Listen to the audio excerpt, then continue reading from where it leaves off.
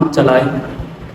یہ ساری آندھی اور طوفان صرف اور صرف ان کفار مشرکین مکہ کو لگ رہی تھی جو قاتل بن کر آئے تھے. نبی سے اللہ کہہ رہے ہیں محبوب تیرا راستہ کارپیٹ تو کیا، جو تو عرشوں پر آیا تھا وہی راستہ تجھے زمین پر بنا کر دکھا.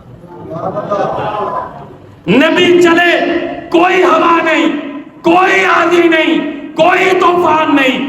میرے نبی وہاں سے گزرنے کے بعد حضرت ابو بکر کے دروازے پر پہنچے. کیا خوش نصیبی ابو بکر کی، ساری کی ساری مخلوق مصطفیٰ کے در پہ آج مصطفیٰ ابو بکر کے در.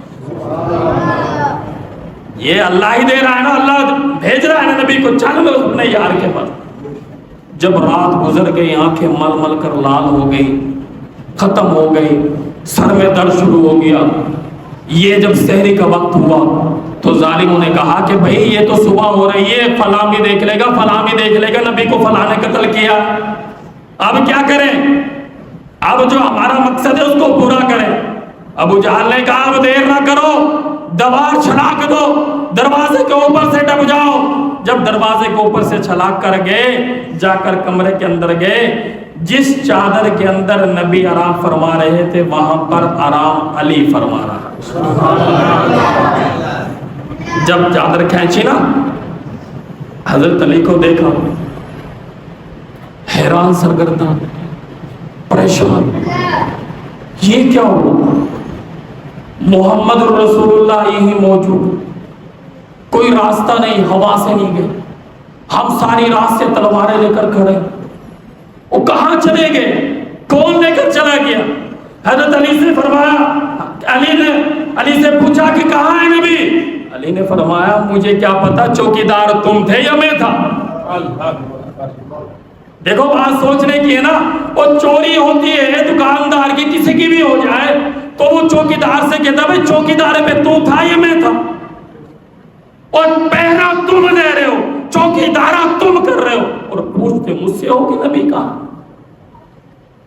بتاؤ پاگل ہوئے نہ ہوئے؟ حضرت علی نے فرمایا کہ مجھے کوئی پتہ نہیں. واپس لوٹے، لوٹنے کے بعد مشورہ کرنے لگا کریں تو کریں کیا بھائی، کہاں چلے گئے نبی؟ ابو جہل نے کہا یار تم ساری باتیں چھوڑو، مجھے بتایا جہاں پر مصطفیٰ گیا، چلو جلدی چلو. ساتھیوں نے سوال کیا بتا دو صحیح کہاں چلے گئے؟ ارے وہی ابو جہل کہہ رہے ہیں مجھے 100% یقین ہے، غار کے اندر بھی نبی ابو بکر کے ساتھ ہیں، سفر کے اندر بھی نبی ابو بکر کے ساتھ ہیں، حضر کے اندر بھی نبی ابو بکر کے ساتھ ہیں، اور مجھے اب بھی 100% یقین ہے کہ مصطفیٰ ابو بکر کے گھر میں. چلو وہی چلتے. جب وہاں پر پہنچے، انہوں نے ان کو پہنچانا، ان کو یہاں پر کھڑانا، دیر کرانا، یا اتنی دیر کے بعد عقل میں بات کا ڈالنا، یہ سارا کا سارا اللہ کی طرف سے ہو رہا تھا. نبی جس وقت یہاں سے گزرے فوراً ابو بکر کے گھر پر پہنچے. دروازہ جب کھٹکھٹا، ایمان والوں ذرا اس جملے پہ توجہ کرنا، جب دروازے پر جا کر دستخط دی، ابو بکر کمرے میں تھے. بیٹی کہنے لگی ابا جان رات کے وقت اس تاریکی کے اندر اور اس رات کے وقت اس ٹائم کے اندر کون آ سکتا ہے تیرے گھر پر؟ حضرت ابو بکر صدیق رضی اللہ تعالی عنہ نے اندر سے جواب میں فرمایا بیٹی تو آرام کر، جب دروازہ جس نے کھٹکھٹایا میں سمجھ گیا ہوں یہ دروازہ مصطفیٰ ہی کھٹکا سکتا، اس کے علاوہ کوئی اور دستخط نہیں دے سکتا. ابو بکر بعد میں آئے تھے، گھر کے اندر سے پیغام دیا کہ میرا یار آقا علیہ السلام تشریف لا چکے ہیں. جب دروازہ کھولا تو سامنے رسول اللہ کا چہرہ پایا، رسول اللہ کا چہرہ پایا. اب آقا علیہ السلام نے فرمایا کہ جلدی کرو، ہجرت کرنی ہے، اللہ کی طرف سے حکم مل گیا. جلدی سیدنا ابو بکر صدیق رضی اللہ عنہ نے کھانا بنوایا. کھانا بنوانے کے بعد میرے عزیزو، اگر میں نے دین سے محبت کی ہے نا، پھر اللہ اور اللہ کے رسول پر قربان ہونے کو پہچانے کہ صحابہ نے کیسے قربانی. گھر پر رومال نہیں تھا روٹی باندھنے کے لیے، کوئی چادر نہیں تھی، کمبل نہیں تھا، کوئی چیز نہ تھی. اب کھانا کس چیز سے باندھے؟ کھانا کس چیز سے باندھے؟ بیٹی کہنے لگی ابا جان پریشان نہ ہو، تیری بیٹی کا سر کا دوپٹہ آج نبی کے کھانا باندھ کر لے کے جائے گا. حضرت اسماء بنت ابو بکر صدیق رضی اللہ تعالی عنہ نے دوپٹہ پھاڑا، رب نے محبوب کو حکم دیا کہ جا ابو بکر کی بیٹی کا نام آج سے ناطقین رکھ دے کہ دوپٹہ پھاڑنے والی۔ اللہ کو یہ ادا اتنی پسند آ گئی کہ اس نے دوپٹہ اللہ کے لیے پھاڑا، اللہ کے رسول کے لیے پھاڑا، کوئی فحاشی اور عریانی کے لیے نہیں پھاڑا۔ جو اللہ کے لیے قربانی دے سکتا ہے اللہ اس کے گن ضرور گائے گا۔ اسی وجہ سے میرے عزیزو بار بار کہا جاتا ہے کہ بھئی اللہ کی مانو، اللہ کے رسول کی مانو۔ باقی میرے عزیزو دنیا ہے، آج آپ ان کی بھی گزر رہی ہیں جو کھلے آسمان تلے، ان کی بھی گزر رہی ہیں جو سمندروں کے کنارے بیٹھے ہیں، ان کی بھی گزر رہی ہیں جو دریاؤں کے اندر بیٹھے ہیں۔ آپ کے سامنے سیلاب آ جاتے ہیں، در بدر ہو جاتے ہیں، لیکن بیٹھے تو ہے نا، کھانا تو وہ بھی کھا رہے ہیں، نظام ان کا بھی چل رہا ہے۔ سارے نظام چلانے والی ایک ہی ہستی ہے، وہ کون ہے؟ اللہ۔ اس پر میرا اور آپ کا یقین آ جائے۔ اسی وجہ سے میرے عزیزو، میں نے آپ سے پہلے بھی عرض کیا ہے، جس نے نیکی کرنی ہے وہ گائے گا نہیں، جس نے دینا ہے وہ بولے گا نہیں بس دے دیا، بھئی میں نے دے دی، ختم، کتنے دیے، کیا ہوا، کیا اب بل آیا ہوا ہے ماشاءاللہ۔ میں آپ سے یہ زیادہ وقت نہیں لینا چاہتا، یہ ایسیاں چل رہی ہیں، آپ کے لیے چل رہا ہے۔ یہ جتنی بھی سہولیات میسر ہو رہی ہے یہ آپ ہی کے لیے ہو رہی ہے۔ انسان ہی آ رہے ہیں نا میرے بھائی نماز پڑھنے، جن کو اللہ لے کر آ رہا ہے وہی آ رہے ہیں۔ کوئی یہ تو نہیں کہ بھئی یہاں جانور آ رہے ہوں، کوئی بلد آ رہا ہو، کوئی اور چیزیں بکریاں آ رہی ہیں۔ تو میرے عزیزو، یہ جس مقصد کے لیے آپ کو سہولیات دی جا رہی ہیں، آپ کا کام بھی ہے کہ بھرپور تعاون کریں، اور جب بھی کوئی نظام چلا ہے دونوں ہاتھوں سے چل رہا ہے۔ جس بھائی کا ایک ہاتھ کٹا ہوا ہے اس سے پوچھ لو کہ وہ کتنا محتاج ہے۔